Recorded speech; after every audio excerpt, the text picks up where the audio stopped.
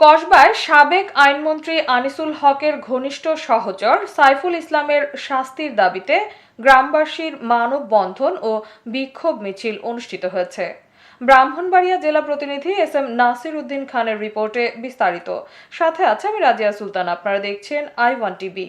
ব্রাহ্মণবাড়িয়ার কসবায় সাবেক আইনমন্ত্রী আনিসুল হকের ঘনিষ্ঠ ও আওয়ামী লীগ নেতা গ্রেফতারকৃত সাইফুল ইসলামের দৃষ্টান্তমূলক শাস্তি ও তার দুই ভাই মনিরুজ্জামান ও হাফিজ উল্লাহকে গ্রেফতারের দাবিতে মানববন্ধন ও বিক্ষোভ মিছিল করেছে গ্রামবাসী।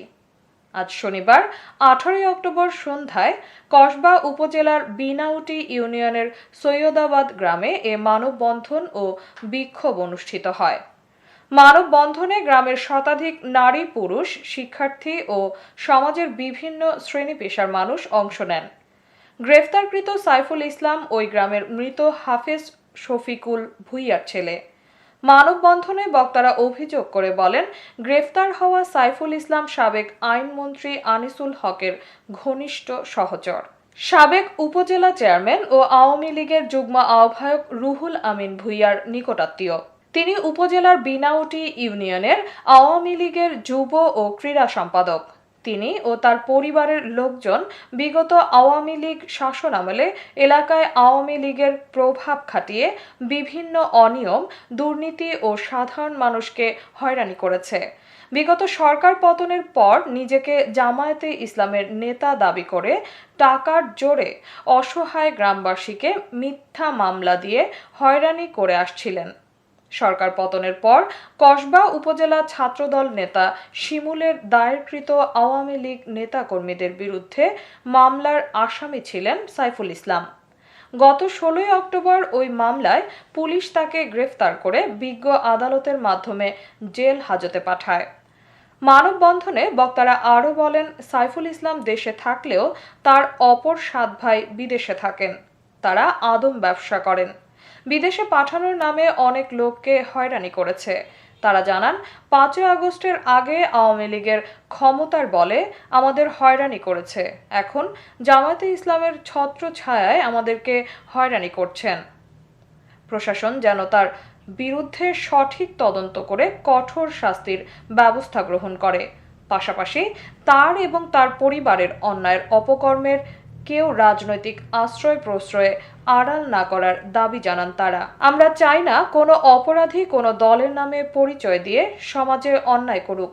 মানববন্ধনে বক্তব্য রাখেন স্থানীয় জনপ্রতিনিধি, বিনাউটি ইউনিয়ন পরিষদের প্যানেল চেয়ারম্যান মোহাম্মদ মনিরুল ইসলাম, উপজেলা বিএনপি প্রবাসী কল্যাণ সম্পাদক মনির হোসেন বাক্কু, সৈয়দাবাদ কলেজ শাখা ছাত্রদল সাবেক সভাপতি রিয়াদুল ইসলাম রিয়াদ, ভুক্তভোগী দিন ইসলাম সহ যুব ও মুরব্বী সমাজের নেতৃবৃন্দ ও সাধারণ গ্রামবাসী।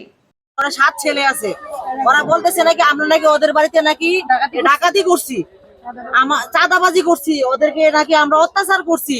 আমরা কি মহিলা মানুষ, এগুলা কি করা আমাদের কি সম্ভব? আমাদের ভাইদেরকে চাকরি দিবে বলছে, 5-6 লাখ টাকা নিয়ে গেছে। টাকাগুলা চাইতে গেলে আমাদেরকে মিথ্যা মামলা দিয়ে দিছে। আমার ভাইকে মিথ্যা মামলা দিছে, আমার বাবাকে মিথ্যা মামলা দিছে। ওরা আমাদের 5-6 লাখ টাকা ক্যাশ নিছে। আগে আমাদের জায়গা সম্পত্তি দখল করে খাইতেছে। আমরা নিরুপায়, আমরা আপনাদের কাছে বিচার চাই, এটা সঠিক বিচার করবেন। পরিবারকে তারা নিঃস্ব করে ফেলেছে। তারা অবৈধ আইনমন্ত্রী আনিসুল হকের ছত্রছায়া যখন আওয়ামী লীগ ক্ষমতায় ছিল, রাশেদুল কাউসার, জীবন ভুইয়া সাহেবকে তারা খালাতো ভাই, ফুফাতো ভাই, মামাতো ভাই অনেক কিছু দাবি করেছে। দাবি করে এই এলাকাতে তারা ভূমিদস্যু পর্যন্ত ছাড় দেয় নাই। অনেকের জায়গা জমি জোর করে নিয়ে গেছে। তারা বিদেশ যাদেরকে নিয়েছে, যদি বিদেশ থেকে ফেরত আসে তাদের কাছে টাকা চাই আমাদেরকে ক্ষতিপূরণ দেওয়ার জন্য। তখন তারা তাদেরকে বিভিন্ন হুমকি ধুমকি দিয়ে তাদেরকে থানায় মামলা দেয়।